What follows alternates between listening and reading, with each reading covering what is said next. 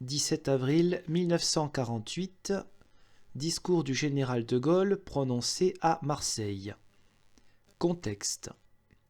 En prononçant au parc Chanot la clôture des assises nationales du RPF, le général de Gaulle énonce devant ses compagnons les objectifs du rassemblement et les moyens de les atteindre.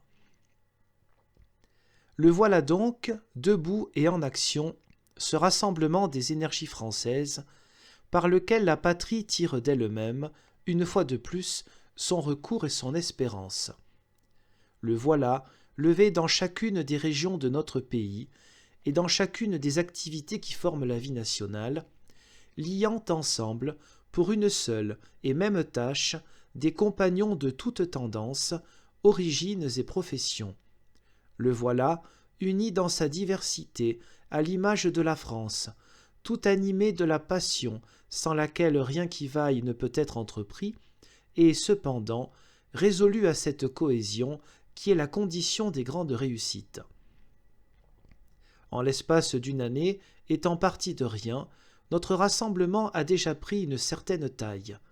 Depuis qu'il est né, dans la grande rue de l'Europe, sur le Rhin, à Strasbourg, il a grandi jour après jour, grâce à de magnifiques et souvent obscurs dévouements, en dépit des obstacles accumulés par la malveillance, la mollesse et l'intrigue. À mesure, l'atmosphère changeait dans la nation, qui se voyait offrir par lui un cadre inébranlable pour la lutte où est engagé son destin. Pour qu'aussi vite il soit devenu si fort, faut-il qu'on ait besoin de lui. Quoi, le salut de la nation, si peu de temps après que nous avions, par tant d'efforts et de sacrifices, réussi à l'assurer, est-il donc encore en cause ? Que certains, qui travaillent pour leurs maîtres étrangers, hurlent à la provocation quand on montre cette évidence.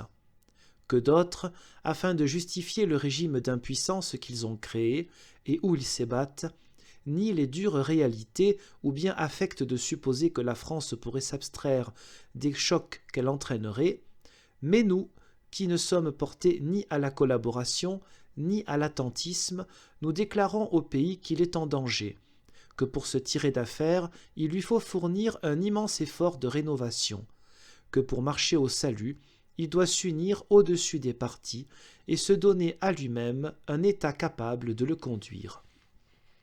Et, l'ayant dit, nous nous rassemblons pour le faire. J'ai parlé d'un immense effort.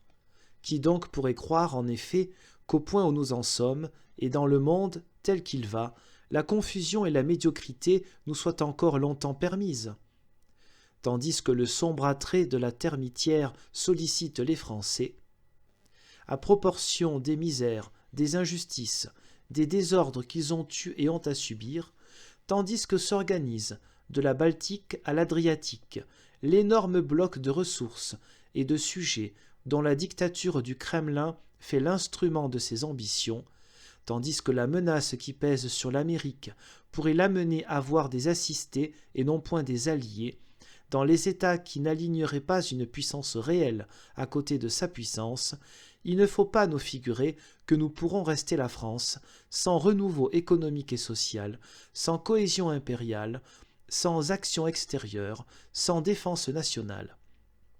Mais c'est à cela justement que nous appelons les Français. Renouveau économique et social. Pour nous, il est bien entendu qu'il ne s'agit pas là d'ajouter une expérience à toutes celles que nous avons subies. Nous voulons, nous, que le budget de l'État soit mis en équilibre, non par l'accroissement des impôts, mais par la compression des dépenses, la restauration de l'autorité à tous échelons administratifs, la mise en ordre des entreprises nationalisées, la réforme du fonctionnement des assurances sociales. Nous voulons que la production française soit accrue. La production agricole d'abord, par l'équipement et le groupement rationnel des exploitations, le concours du travail de toute notre jeunesse, la création d'une ambiance nationale d'estime et d'encouragement à l'égard de ceux qui remuent de leurs mains la terre de France. La production industrielle aussi, notamment par l'avènement de l'association au lieu et place de la lutte des classes ou de l'exploitation des hommes par des hommes.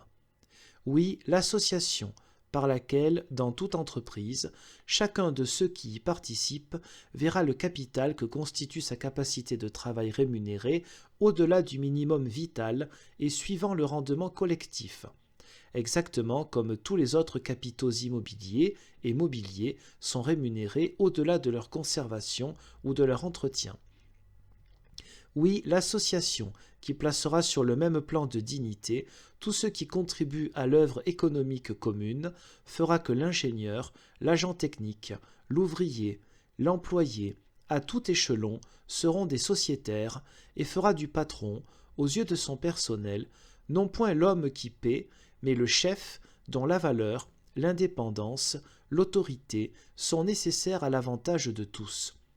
Oui, l'association qui, formée pour le rendement et pour le progrès, régénérera le syndicalisme et, en outre, prendra à son compte ces éléments du rendement collectif que sont l'apprentissage, la formation technique, la sélection des meilleurs depuis le bas jusqu'en haut.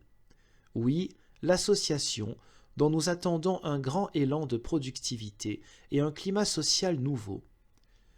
Cohésion impériale. Nous entendons mettre un terme aux oscillations tâtonnantes et contradictoires que depuis 2 ans subit l'action publique dans les territoires d'outre-mer. Nous entendons réaliser ce que nous-mêmes avons commencé depuis les jours historiques de Brazzaville et d'Alger, faire en sorte que chaque État, ou bien chaque territoire, reçoive la possibilité soit de se gouverner, soit de s'administrer lui-même, dans la mesure où le permet le degré de son développement. Mais nous tenons pour nécessaire que l'Union française forme un tout de nature fédérale, constitué autour de la France, et pour lequel la France assure, en tout cas, la représentation extérieure, la défense et les dispositions économiques communes.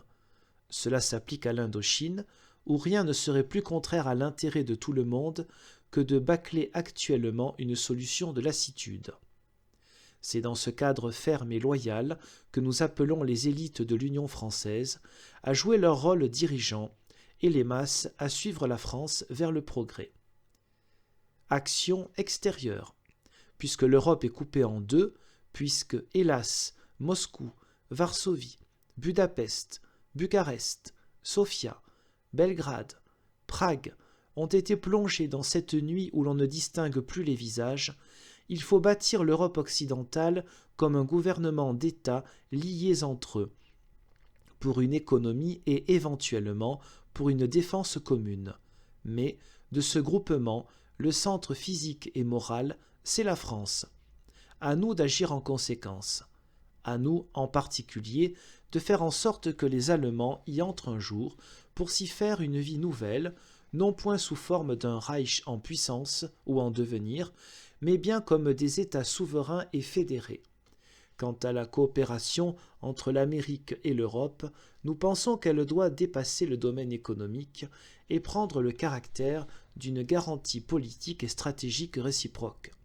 Dès lors, c'est de la France européenne et africaine que dépendrait surtout la valeur que cette garantie présenterait pour les États-Unis. À nous d'agir de telle façon qu'en échange, elle comporte pour nous une efficacité puissante et rapide dans le respect de notre indépendance. Enfin, c'est quand cela sera fait et que le monde libre se trouvera réellement solidaire et organisé qu'il lui faudra se tourner vers la Russie soviétique et tenter de fixer avec elle les conditions d'une véritable paix. Défense nationale. Il est grand temps que la France connaisse et fasse connaître que, si on l'attaque, elle sera défendue. Nous voulons, nous, que, le cas échéant, elle le soit tout entière et par tous les moyens. Nous entendons que ces moyens, même s'ils sont étroitement limités, soient préparés en conséquence matériellement et moralement, moyens d'attaque et de manœuvre, mécaniques et spécialisés, moyens de défense, massifs et initialement liés au territoire.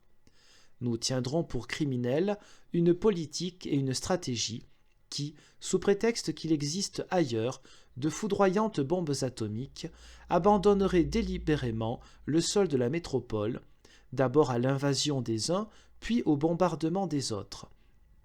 Nous prétendons que l'organisation et les responsabilités à l'intérieur du gouvernement et du commandement, dans ce domaine vital pour le pays, doivent être nettement fixées et publiquement connues. Bref, nous exigeons que soit dissipée cette atmosphère d'abouli et de renoncement qui est la plus indigne et la plus dangereuse. Dans la situation du monde, ce sont les faiblesses des hommes libres qui excitent les ambitions mauvaises et découragent les justes résistances. Que la France fasse son devoir. Qu'il s'agisse d'ailleurs d'économie, de santé sociale, d'union française, de politique étrangère ou de défense nationale, la décadence ne nous menacerait pas si les assises sur lesquelles repose la vie profonde du pays, famille, éducation, moralité, étaient fermement cimentées. À cet égard, comme aux autres, nous entendons susciter et diriger la rénovation française, en appelant à nous y aider toutes les grandes sources spirituelles et morales qui font corps avec le pays, et l'ont, de tout temps, soutenu dans ses épreuves, éclairé dans ses progrès, inspiré dans ses traditions. Mais, quand on vise comme nous à la rénovation de la France, il saute aux yeux que rien ne peut être fait d'efficace et de solide sans la rénovation de l'État. C'est là qu'il faut en venir, parce que c'est de là qu'il faut partir. Le régime que les partis ont établi à leur usage, en confondant dans leurs mains tous les pouvoirs de la République, est un régime mauvais, inadéquat aux nécessités qui nous pressent, et, à plus forte raison, à celles terribles qui pourraient nous presser demain. La nation le sent profondément, depuis que nous avons posé nettement la question devant elle, et quand l'occasion lui est donnée d'y répondre indirectement, elle prouve par ses suffrages qu'il n'y a aucun rapport entre sa volonté et la conjoncture politique qui détient les pouvoirs publics. Les élections municipales d'octobre, celles toutes récentes de l'Assemblée algérienne, bien qu'elles fussent les unes et les autres, en vertu de leur objet même, fortement marquées par les contingences locales, en ont fourni les démonstrations littéralement écrasantes. Dès lors, ceux qui prétendent gouverner la nation, où puiseraient-ils cette confiance, sans laquelle ce qui devait être fait ne se fait pas ou se fait mal, et faute de quoi la tempête, si elle venait à se lever, ne trouverait point l'État en mesure de lui tenir tête? Allons, allons, il aurait fallu déjà, il faut en tout cas, au plus tôt, des élections générales. C'est par là que notre pays pourra sceller en lui-même et manifester devant le monde son union en face du péril. C'est par là que sera établie la profonde légitimité républicaine, qui est l'accord de la nation avec les pouvoirs publics. C'est à partir de là, enfin, que les institutions pourront être réformées. Quant à nous, nous ne pouvons que condamner formellement toute combinaison, parlementaire ou autre, dont l'effet serait de prolonger la situation présente. Au contraire, nous sommes tout prêts à considérer sans exclusive comment pourrait se faire, dans une consultation populaire décisive, le regroupement des suffrages de tous ceux et de toutes celles qui mettent au-dessus de toutes les divisions l'intérêt de la France en danger.